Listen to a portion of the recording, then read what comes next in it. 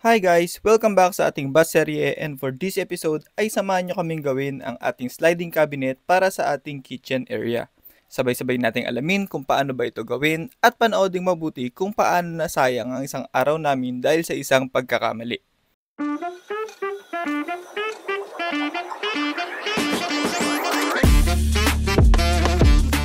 Ito currently ang itsura ng ilalim ng ating kitchen.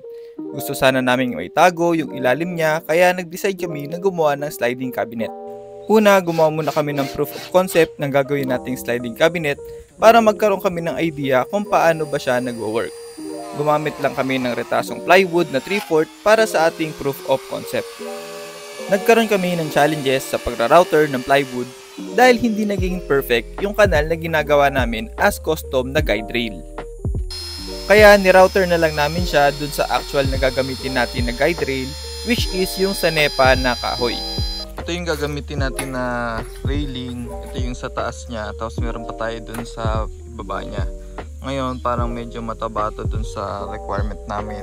Ang gawin namin, i-modify namin siya para konti lang yung ating space in between.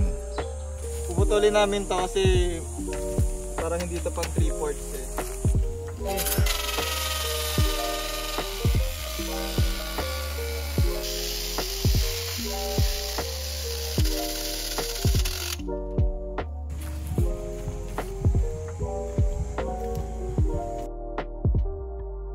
Testing namin kung sasabit siya para pagka nakalagay na to, diba? And dyan parang hindi naman yung tornilyo lang, parang kaya natin yung yung millimeter lang naman yung POC budget.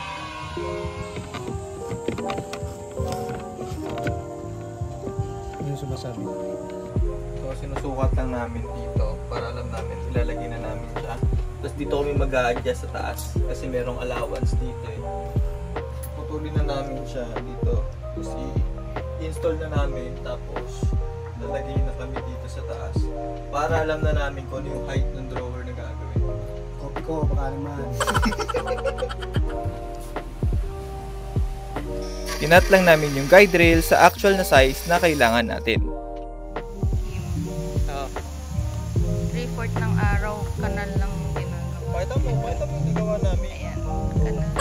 Hindi yan, basta-basta. First timers. Ngayon ay sukatin naman natin ang taas ng cabinet door. Hindi kasi kung ilagay mo yun, malalaman mo kung ano yung height ng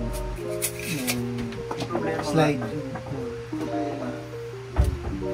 Hindi siya diba? Ma-flat. Hindi, kasi yun nga yung susundin mo. Tsaka pag nagawa mo na yung sliding door, saka mo ngayon ibababa to. I-adjust.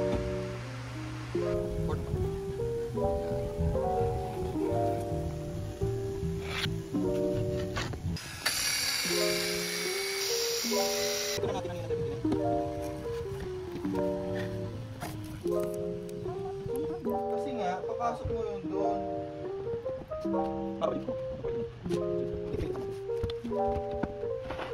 Since swak na ang ating cabinet door, ay i-install na natin ang mga rollers.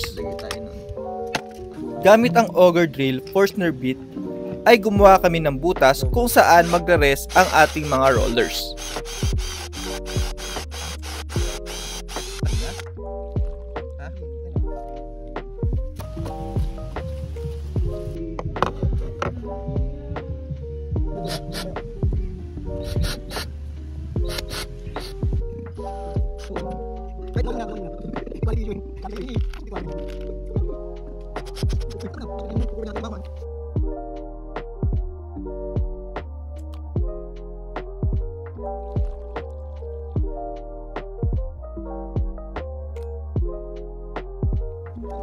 Tinuloy lang namin i-install yung guide rollers para naman sa taas ng ating cabinet door.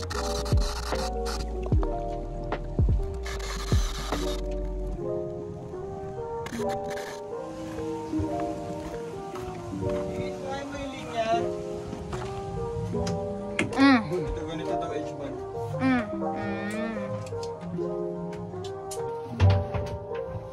Naka-ano ka? Pinunahin ko. Yan.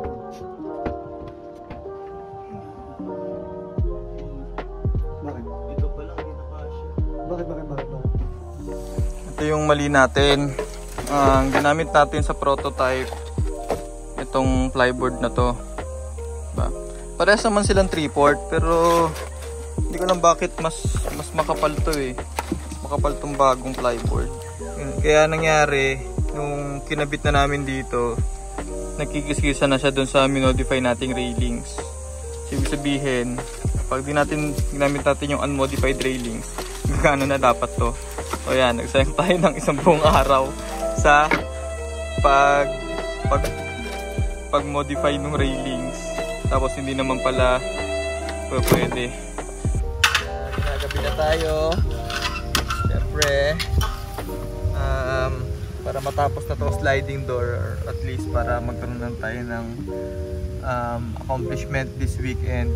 Kasi yun, mali yung mga estimates namin kanina, kaya ito ngayon may mga nire-rework lang ako, naglalagay lang ako ng mga padding, tinatapos ko lang to para at least mapagana natin yung ating slider. So we'll see kung mapagana natin siya.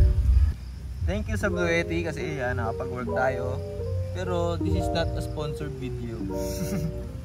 Bluetti, baka naman.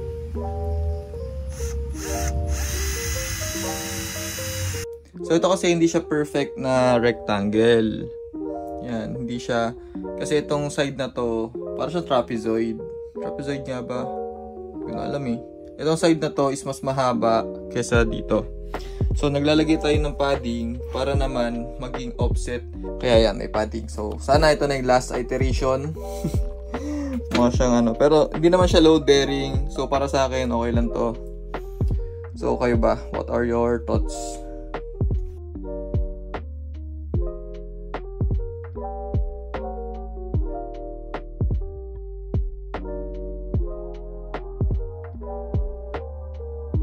Ito na pala yung ating final output. Okay. Yan, yung sliding door. Ay, hindi pala final output kasi anuhan pa natin to. Either pipinturahan or something, di ba? Pero yan. Nag-slide na siya ng maayos. Diba? I-video kung paano eh. Basta, hindi ko alam kung tama yung ginawa ko. Basta parang nilagay ko lang siya doon. Hindi ko alam kung dapat ba ay mas maliit dito. Pero parang tama na yung size nito eh. So, ang ginawa ko lang, binaba ko konti ito. Ito kasi yung nagkakos ng issue. Tapos yun, sinakto ko lang siya doon. Tapos yung slide na siya. Let me know kung tama yung installation ko nun, or may mali, or may mas better. Mas okay na way, pero for now, yan siya. At least, di ba, hindi na natin makita ating mga gamit dyan sa ilalim. Yung ating mga ating mga tangke dyan, and bigas, di ba? Yan. Ang plano namin kulay dito is white eh. So, titingin pa kami kung i-edge band ba namin, lalaminate namin, or pipinturahan. Let me know sa comments below kung ano yung mas preferred nyo doon, kung ano yung mas okay, kung laminate na lang namin ng puti, or pinturahan na lang namin ng puti. Same dito sa ating drawer. So, ito yung ating laminated. Ilalagay tayo ng laminate. Ang ilalaminate natin itong harapan. Meron tayong white na matte. Yun yung ilalagay natin dito. So ikakat natin, tapos lalagyan ng rugby. Tapos pagka na-dikit na natin siya, saka natin siya apply nung edge banding. Sinubukan namin mag-cut ng laminate, pero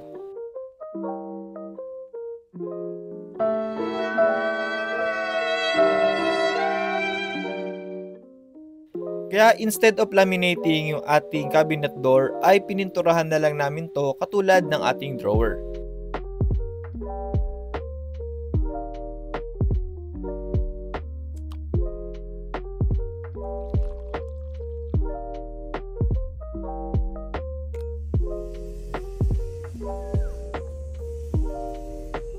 Habang nagpipintura si Jean, ay nag-side quest muna ako para gumawa ng patungan ng ating drinking water.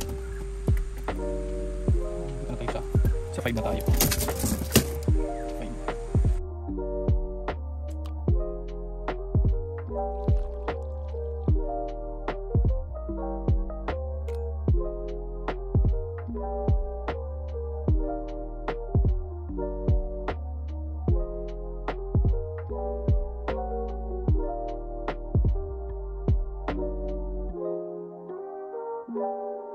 Ito na yung apat natin na side, yung 18, dalawang 18, di ba?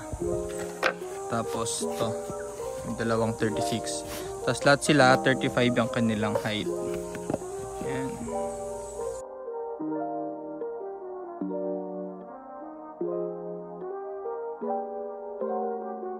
Kaya apat na tayong parang corner paa niya.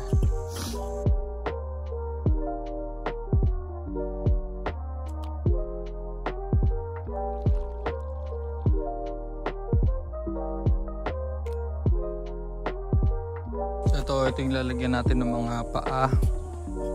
Yan. Tapos dyan natin napapatong yung plyboard. Tapos yan yung papatungan ng lalagyan ng tubig. Yan.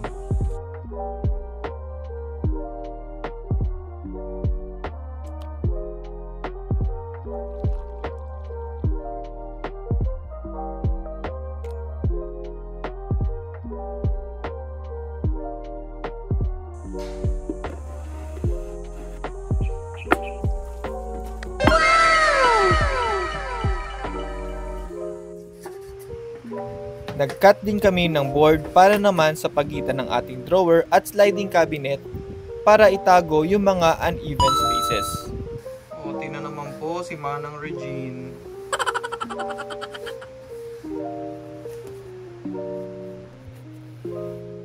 Another side quest natin ay gawa ng workstation si Jean sa may bedroom para naman matry din natin mag-laminate. Nag-cut lang kami ng size na need natin para sa board at dinikit ang laminate gamit ang rugby. Kinater na lang namin yung mga sobra sa mga sides. Install natin yung nilaminate natin and in-edge band na plyboard. Ganda, no? Ganda ba?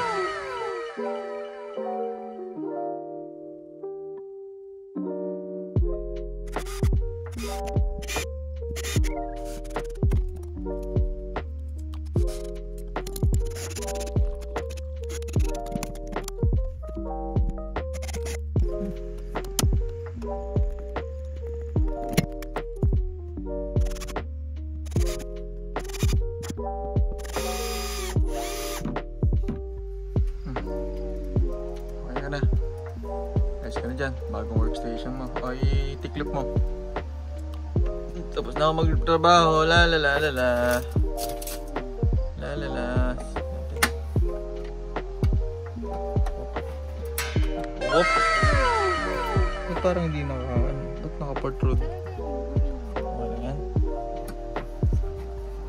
La la la la la. Trabaho, trabaho. La la la. Hoy.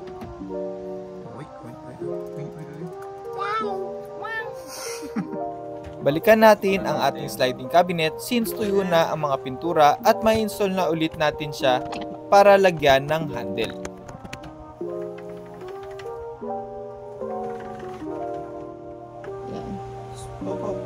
Tapos pagka isasara siya dito siya hawakan, bubuksan dito. Pwede mo rin dyan naman pagsasara. Ano ko? Hindi siya ano eh. Uy. Dito yung sasaragan. At dito.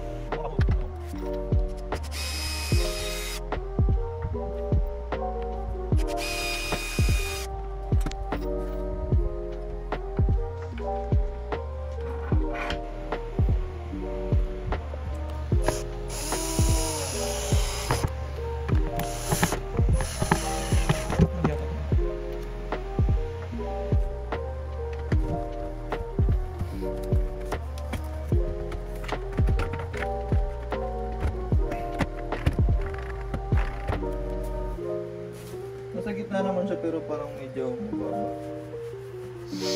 Nasa gitna yan, no? Bakit na yun nag-explain?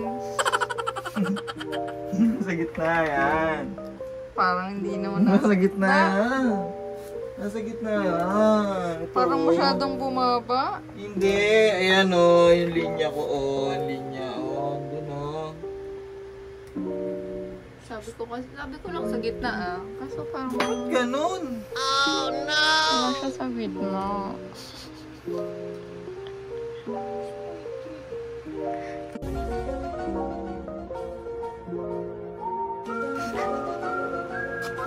Tulad nandito yun eh. God! Ano ba yan? Kuya, angat ko. Somewhere along the line may nagkamali eh. Somewhere along the line.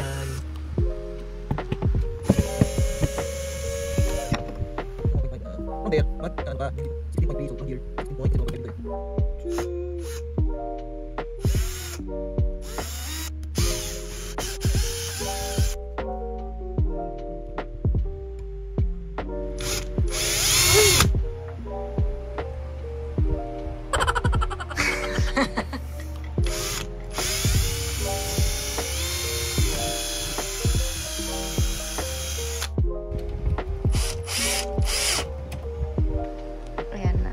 Parang malalagay yan. Yata likod mo. Kasya ba siya dyan? Lagay mo nga. Genius! Likod muna! Ano nga?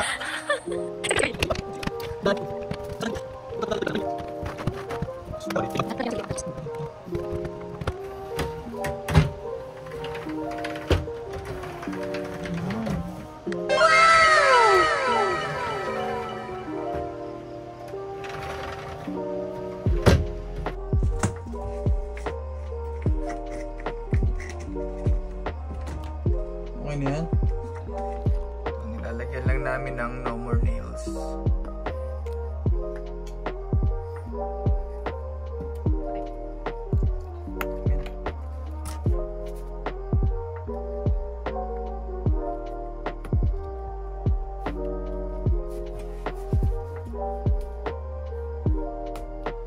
Yan, ginabi tayo ulit sa paggawa. Pero at least, yan, natapos na ang ating sliding drawer.